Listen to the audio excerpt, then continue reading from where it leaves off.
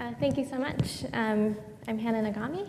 I'm going to be presenting some of my master's thesis work on awe-inducing interior space. So we began with this question of whether it was possible to use an objective scaling method to capture emotionally relevant aspects of architecture, and whether this method could be used to predict behavior. A recent study, or a recent paper argued that churches and other religious monumental architecture elicit awe through their building structures and thus foster religious openness and facilitate various social functions of religion. And my research expands on this work with an empirical lab-based study on the effect of interior church architecture on cognition. Central to experiencing,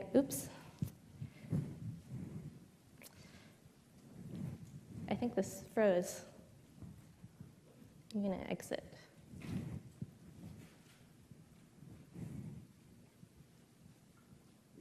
Okay, sorry about that.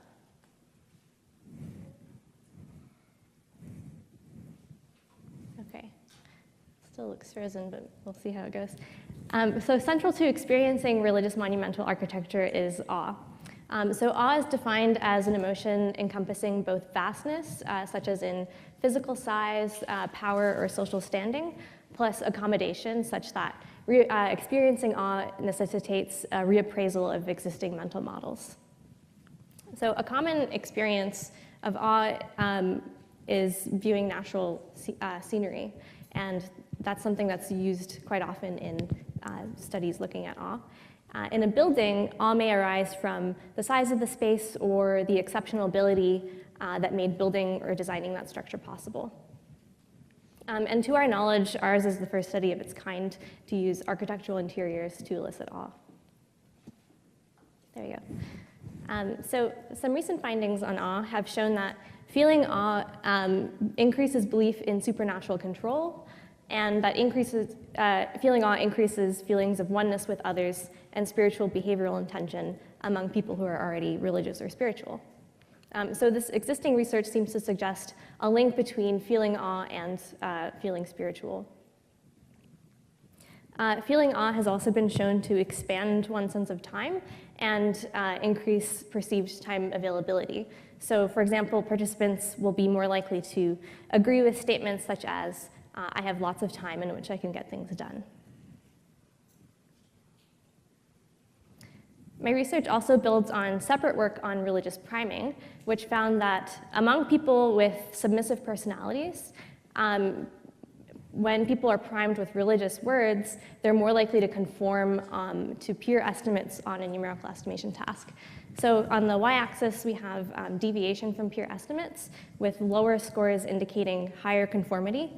The x-axis shows the religious prime, so participants were primed with words such as heaven or angel, and then a neutral prime, so non-religious words. And then they're split up according to whether they have submissive personalities or not. So the orange bars are the participants who had submissive personalities, and they found that if participants had submissive personalities, they were more likely to conform when primed with religious words than with neutral words. So this is one finding that I hope to be able to replicate with my work, using photographs of church interiors in place of the religious words. So based on these findings on both awe and religious priming, we asked the following questions. Do church interiors facilitate religious or spiritual feeling by inducing awe through its architecture? Do awe-inducing spaces affect time perception? And do church interiors prime people to be more conforming? So to be able to answer these questions, we first determined which physical properties of interior spaces elicit awe in a first experiment.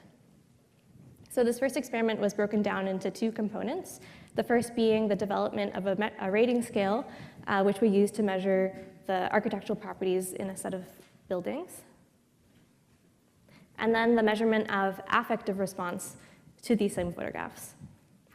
So in this experiment, we were interested in looking at the objective features of the built environment as direct predictors of affective response. So in selecting your photos, we tried to include a variety of spaces in both style and function, and we included both churches and non-religious spaces.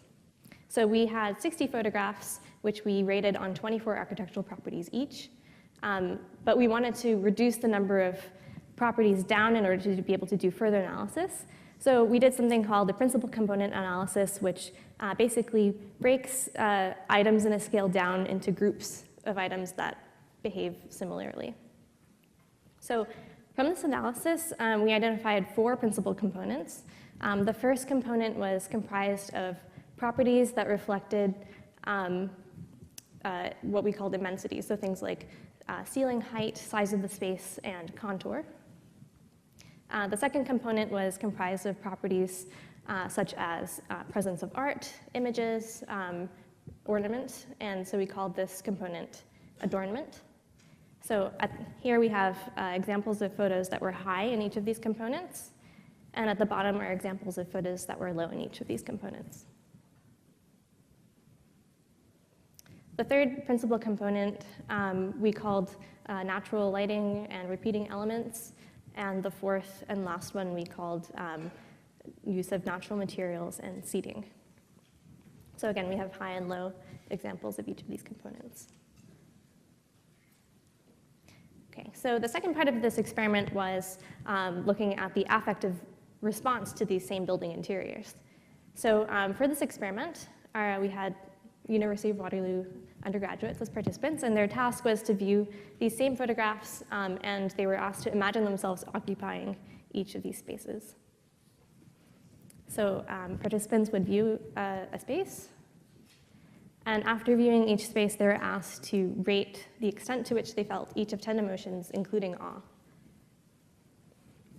So once we had these 4 principal components plus the average awe each building interior induced, we were able to run a regression analysis to determine which components predict a feeling of awe. And we found that the first 2 components, immensity and adornment, did significantly predict a feeling of awe. So once we had this information, we could go back to our initial research questions. So the purpose of the second experiment was to investigate the effects of interior church architecture using photographic stimuli on participant religiousness, spirituality, time perception, and conformity.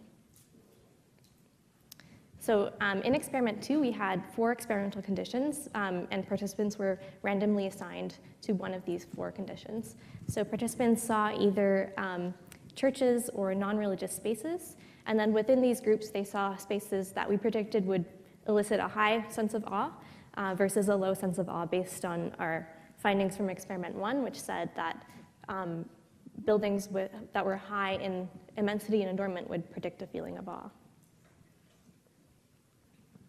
So some of our hypotheses were that based on previous work on awe, we predicted that participants in the high awe condition would experience the same amount of time as longer than participants in the low awe condition. We predicted that participants who were primed with religious spaces would be more likely to conform on a numerical estimation task than participants primed with non-religious spaces, but only among those who had a submissive personality. And finally, we predicted that participants would rate higher levels of religiousness and spirituality if they were primed with religious spaces or if they felt more awe. Okay, so this is the procedure that participants followed in experiment 2. So participants first completed a time estimation task in which they saw photographs based on the experimental condition they were assigned to. They next completed an emotion survey, which served as a check to see whether the high awe group felt more awe than the low awe group. They completed an informational conformity measure, which was disguised as a numerical estimation task. And then we collected participants' religious affiliation, religiousness, spirituality, and dispositional submissiveness. So I'm going to go through each of these now and show you the results as I go through the tasks. Okay, so before describing the time estimation task, I wanted to talk about our emotion survey findings. So we asked participants to rate the amount of awe they felt after completed the time estimation task. However, we found that the difference between the groups wasn't significant. So here we have average awe on the y-axis, low and high awe conditions on the x-axis. Non-religious groups are in blue, and religious groups are in red. But we didn't find that the high awe participants in the high awe condition felt more awe than participants in the low awe condition. And this could be due to several reasons. We may not have included enough properties in our rating scale to encompass those that predict a sense of awe. And it could be due to the method as well that participants viewed the images between study 1 and 2, but I can talk about that more later. So this is the basic procedure of the time estimation task. So participants viewed an image for 3, 6, or 9 seconds, and then they were asked to replicate the duration of that image using spacebar presses. And again, the images they viewed was dependent on which experimental condition they were assigned to. So these are some of the results from this time estimation task. So we have deviation from the actual duration of the photos on the y-axis. So more negative numbers reflect underestimation of time, and more positive numbers reflect overestimation of time. And then on the x-axis, we have low and high felt awe groups. Oops, I forgot to mention that. So what we did, because we didn't find the difference between the high and low awe conditions, was we split participants on a median split of awe based on the actual amount of awe that people felt. So this is what you see here. So this is reflecting the actual amount of awe that people felt. And we found that participants who felt awe were significantly less likely to underestimate time than participants who did not feel awe. So our prediction that those who felt awe would experience the same amount of time as subjectively longer than those who did not feel awe was confirmed. Our measure of informational conformity was disguised as a numerical estimation task in which participants were asked to estimate the number of A's they saw on the screen. But some of the screens included numbers at the top, which we told participants were from previous study participants, and they were told that they could use these numbers to guide their response or to ignore them in coming up with their own number. And this deviation from these numbers at the top served as a measure of conformity. So participants viewed each slide for 4 seconds, and the screens with the numbers were interspersed with the screens without the estimates. Okay, so these are the results from our conformity measure.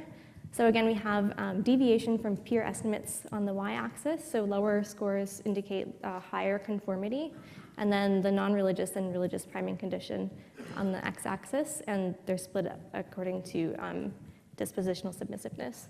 And unlike the previous work, we actually didn't find any interaction between religious priming condition and submissiveness.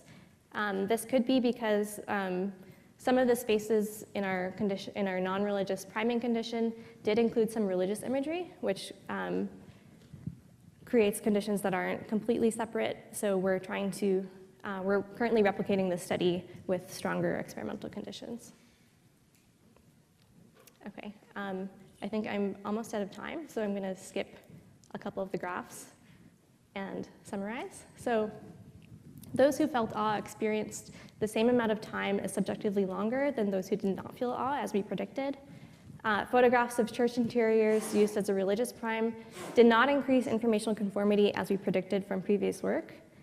Religious priming through photographs of church interiors rated low in properties of immensity and adornment did lead to an increase in religious feeling, and feeling awe did not lead to an increase in spirituality as we had predicted. So this work helps to demonstrate that our aesthetic environment influences us on many levels, from affecting us emotionally to changing our perception of time. And this has importance not only for the self-regulation of our social-emotional lives, but for architects and designers who might be interested in how their buildings influence people's behaviors. And our findings from Experiment 1 also present some exciting possibilities for architectural design. So specifically, the systematic study of how architecture shapes users' emotional lives may help create buildings that simulate positive affect, and this can be extended beyond churches to designs such as hospitals and schools. So like I said, we're currently replicating this work using stronger experimental conditions, and future research directions include replicating this current work using both virtual reality and real spaces to increase ecological validity. So thank you so much.